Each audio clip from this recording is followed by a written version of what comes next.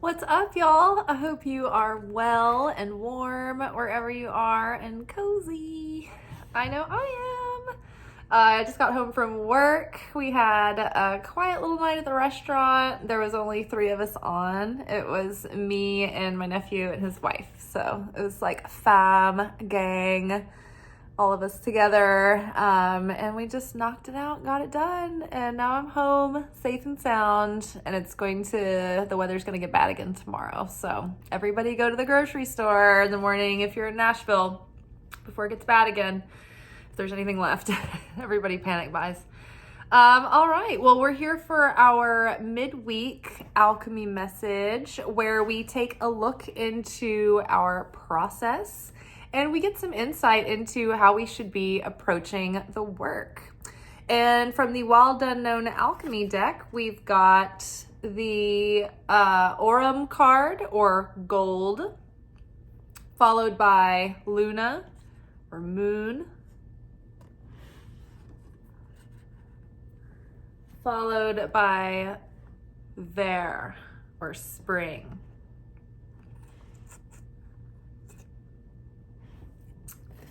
Underneath gold, we have 4 of Wands. Yay! Isn't that exciting?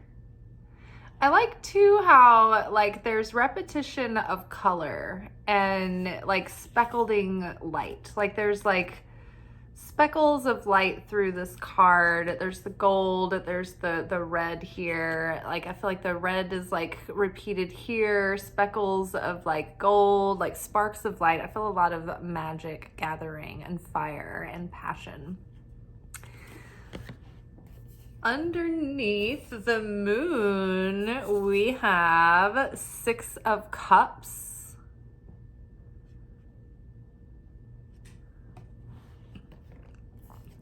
Underneath spring, we've got Ace of Cups, house suiting. Again, very related imagery here. The blossoming, the dawn, the fresh rays of morning light coming through, soft light coming up out of the horizon, rebirth.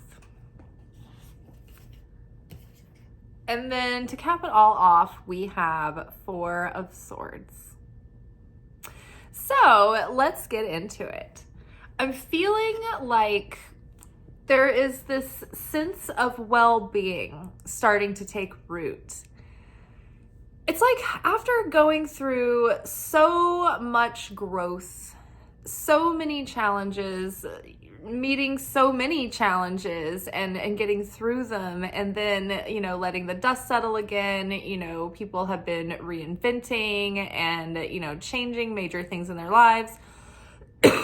So we've all been over the last couple of years, no one has escaped a bit of a sense of upheaval, I don't think. And so now that we're starting to get grounded again and we're having this rebirth and this awakening, now that the dust has settled and we've had a minute in this sort of limbo state, I feel like the whole year last year was sort of this in-between time. And I think that finally gave us enough time to let the dust settle, let the pieces find their places. And so now everything's sort of settled down, and I feel like we're finding I don't want to jinx us, but hints of stability coming through. And so it's because we've been working on it on this core root emotional level, at a consciousness level, at a vibrational level inside, on a spiritual level, soul level. We've done all the work first on the inside.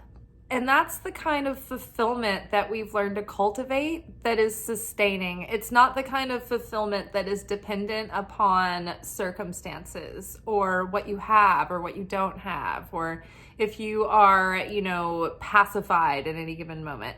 The kind of fulfillment we've been building is the kind of serenity that we can have in the face of changing circumstances and conditions, and we can sustain our certainty in the Creator, that the Creator is going to always see us through to the next step, and will be provided for, and will be protected, and everything will work out. And it's all trying to lead us to our ultimate fulfillment anyway.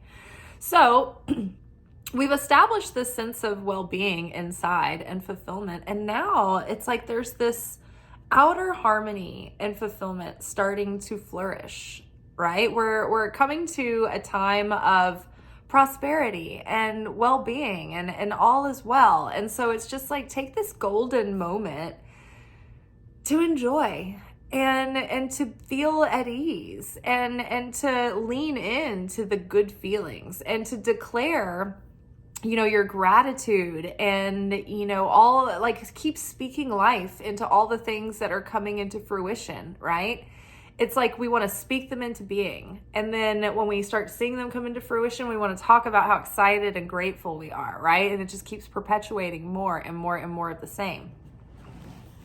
So this gold up here, this is like the philosopher's gold. This is the gold that we are attempting to create in the alchemist's lab by turning our lead into this gold, and our lead being the density of, you know, our fears, our sorrows, our wounds, our disappointments, our insecurities, you know, all of those wounded parts of the ego that keep us, you know, circling through, you know, painful lessons and patterns, right?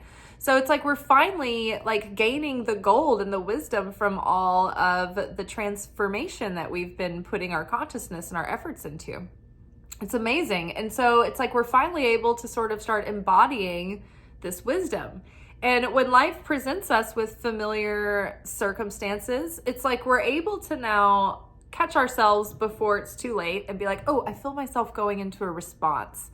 I'm being reactive, and this is my default response. And so, pausing, stopping, I'm actually going to choose, do I want to keep doing things that way? Because if I meet this scenario this way, then it's going to play out the same way it always has. So now I get to choose, okay, I'm not in default mode anymore. I can choose with my own sovereignty how I want to move forward. And it's like, once you witness the pattern, it takes the power of it away. I don't know if anybody has seen the Barbie movie, but I just rented it on Amazon last night.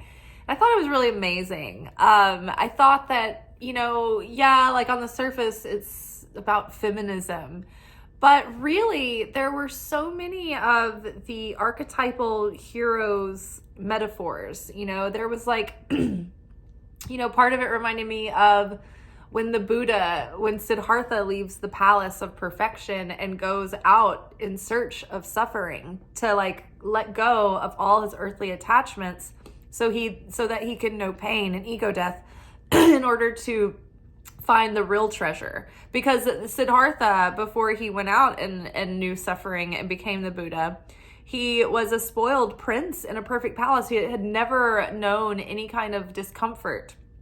And yet he was completely unfulfilled. He took no pleasure in anything. And that's why when he went out and he experienced the contrast, he could really appreciate what he had, right?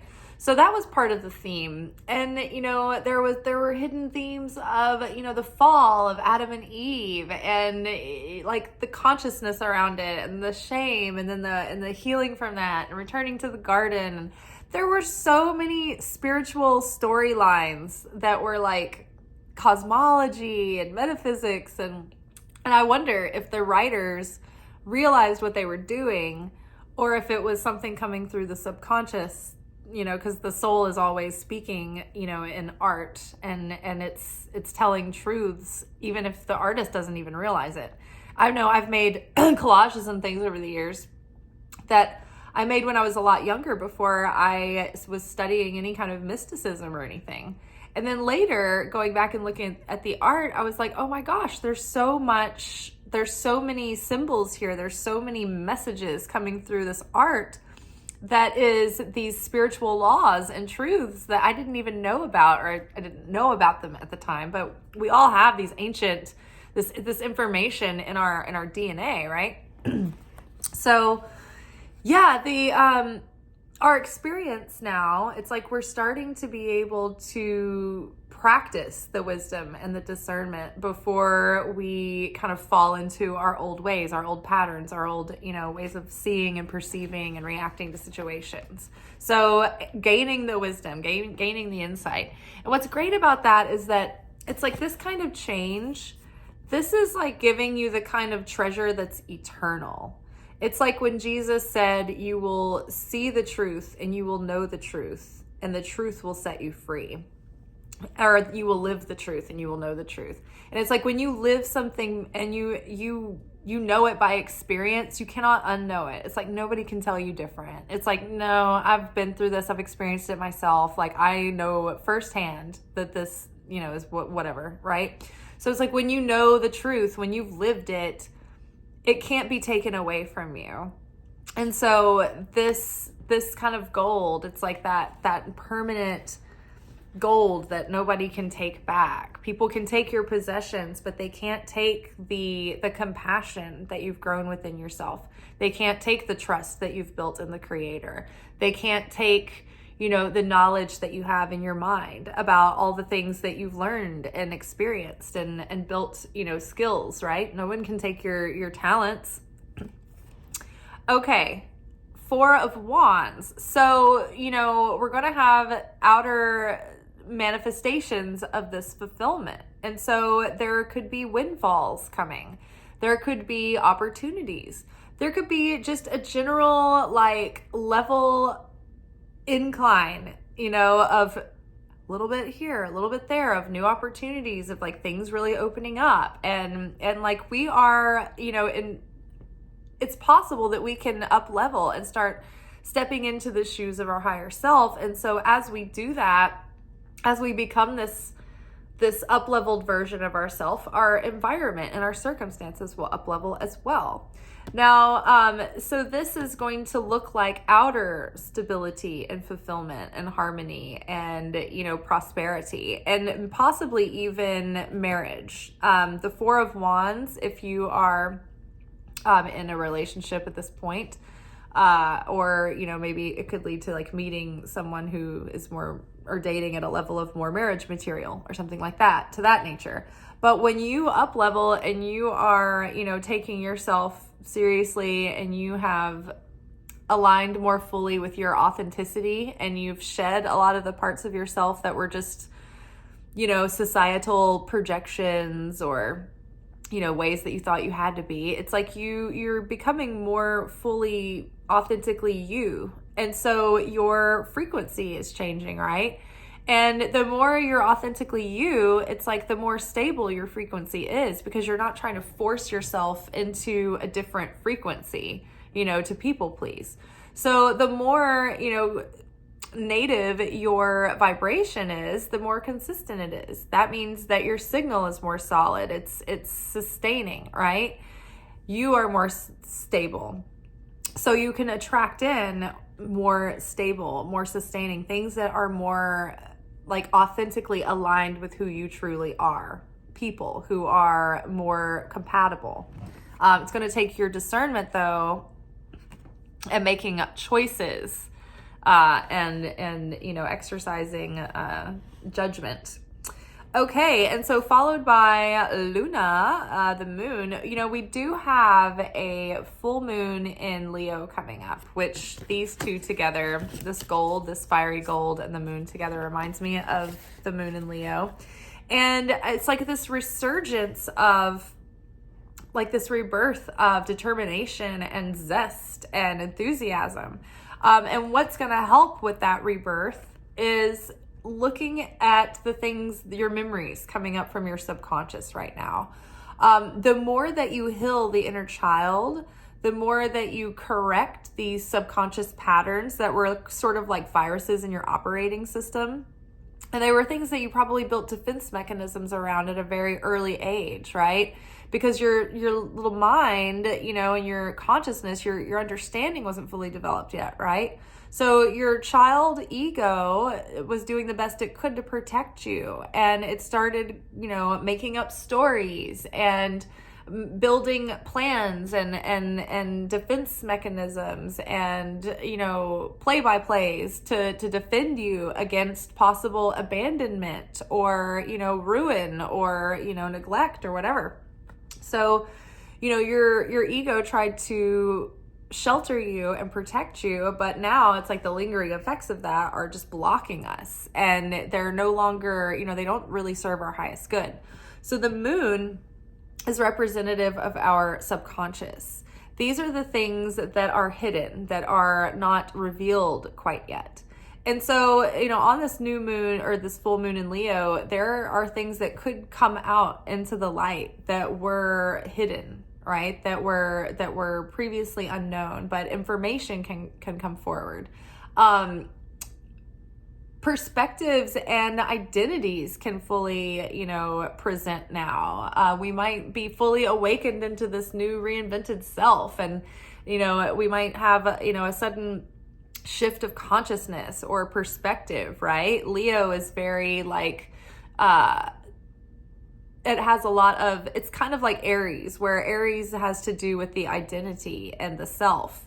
Like Leo is the more fully realized version of that self, and like, I'm going to project this self out in the world and everybody look at myself, right? So there could be this things that are coming up about yourself that you're going to be more self-realized, essentially.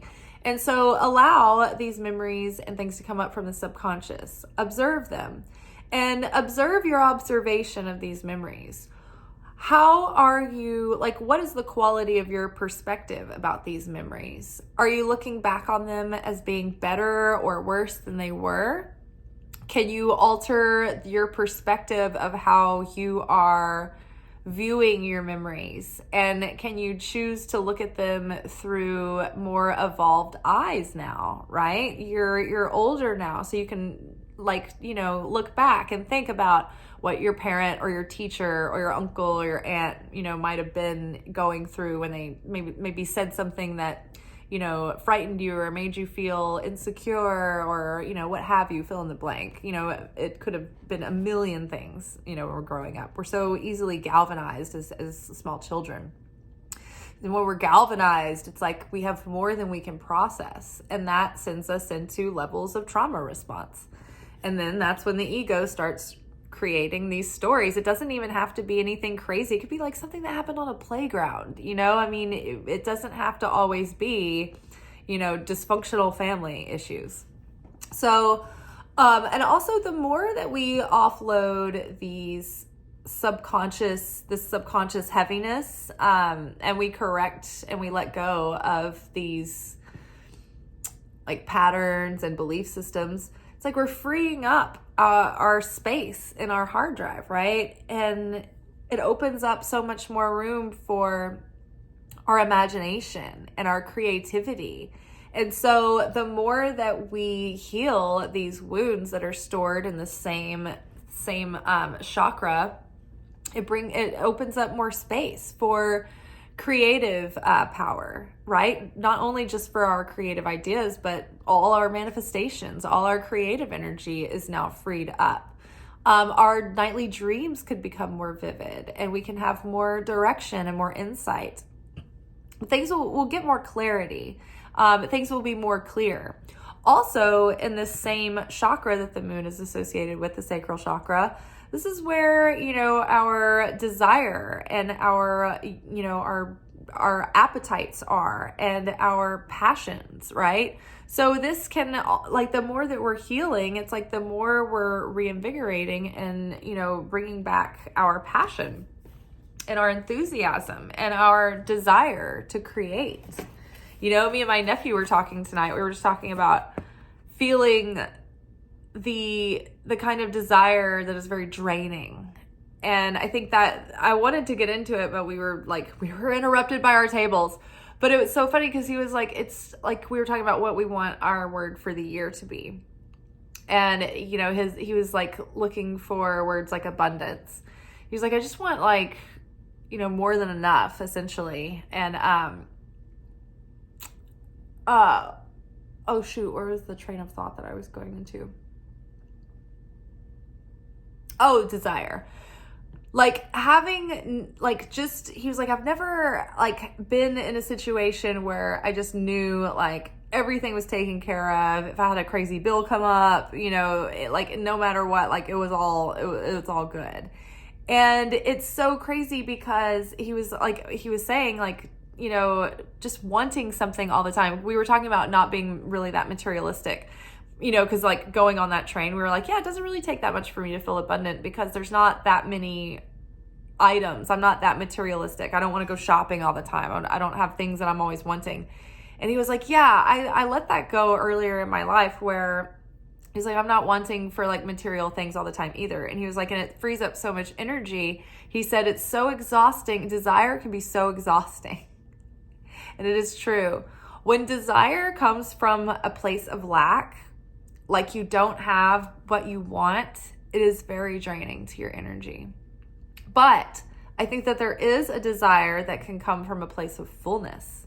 And this is the desire of pursuit. It's the desire to give to something, to share through something.